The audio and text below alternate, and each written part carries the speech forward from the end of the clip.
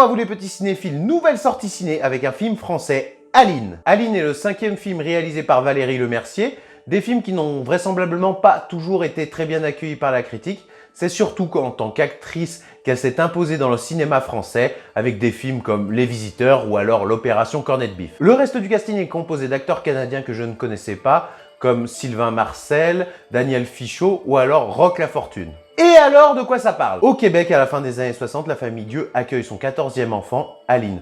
En grandissant, cette fille se révèle avoir un véritable don. Elle a une voix en or. Le jour où le producteur de musique Guy Claude entend cette voix, il n'a plus qu'une obsession en tête, faire de Aline la plus grande chanteuse au monde. Alors le film s'inspire librement de la vie de Céline Dion et de son mari René Angélil, à travers leurs alter-ego que sont Aline et Guy Claude. Il est bien noté qu'au début du film, certains noms, certains lieux et certains événements ont été modifiés. Dans certaines interviews que j'ai pu lire, Lemercier a dit qu'elle ne voulait pas justement faire un biopic précis sur Céline Dion pour avoir plus de liberté au niveau du scénario et dans la représentation de ses personnages, même si on y reconnaît le gros des chansons et du parcours de la chanteuse Céline Dion. Bon, on va commencer par un gros, mais alors un gros point négatif, c'est le début du film. Franchement, c'était une catastrophe, ça t'empêche de rentrer dans le film et ça aurait même pu carrément ruiner le film. En fait, au début du film, tu découvres la petite Aline de 8 ou 9 ans et en fait, on t'a greffé le visage rajeuni de Valérie Lemercier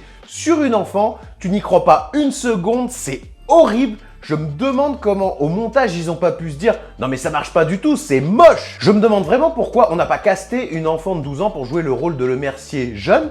Même quand elle a 12 ans, en fait on a gardé justement cette vieille incrustation de la tête de Valérie Lemercier. Mais quand elle est à côté des adultes, en fait on la réduit numériquement. Et ça fait faux, en fait. On voit que c'est une incrustation moche. Au bout d'un moment, Valérie Lemercier a 57 ans, donc c'est difficile de nous faire croire, même si tu as rajeuni numériquement, qu'elle a 12 ans. Et honnêtement, au début, je me suis dit que je suis après regarder un énorme navet, et puis d'un seul coup, le personnage d'Aline devient adulte. Et puis là, bah tiens, ça devient intéressant. Le film commence à dérouler entre les concerts, sa vie, et tu commences à passer un bon moment, justement. Au-delà de nous faire revivre les grands moments de la vie de Céline Dion, justement, j'ai trouvé que le film avait un petit côté conte, histoire fictive. En fait, le film est très lumineux, il est empreint d'un certain positivisme, et en gros, bah, c'est une belle histoire, quoi. On nous parle beaucoup de famille, de musique et d'amour. La relation entre Guy Claude et Aline est vraiment au centre de l'histoire.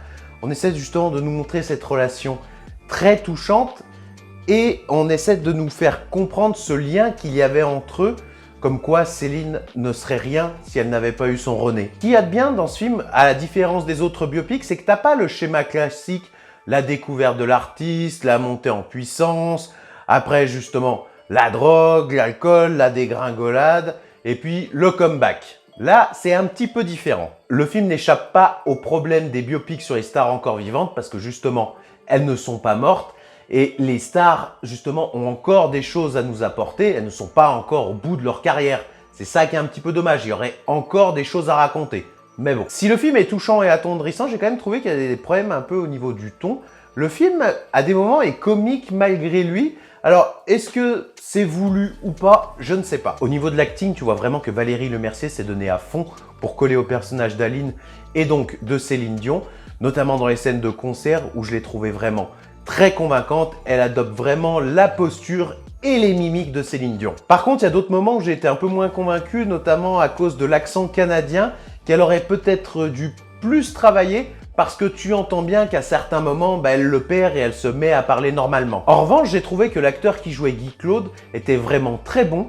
Il arrive à te dégager de la gentillesse et de la bienveillance. En gros, il m'a touché. Je pense que les fans de la chanteuse seront aux anges parce qu'on balaie énormément de périodes de sa vie, on écoute quasiment tout son répertoire et honnêtement, à la fin, je dois dire que tu passes quand même plutôt un bon moment. Et même moi qui redoutais la fin, au final, je l'ai trouvée touchante et très juste. En bref, malgré un début raté, voire catastrophique, je dois dire que j'ai passé plutôt un bon moment au cinéma. Je vous conseille de le voir.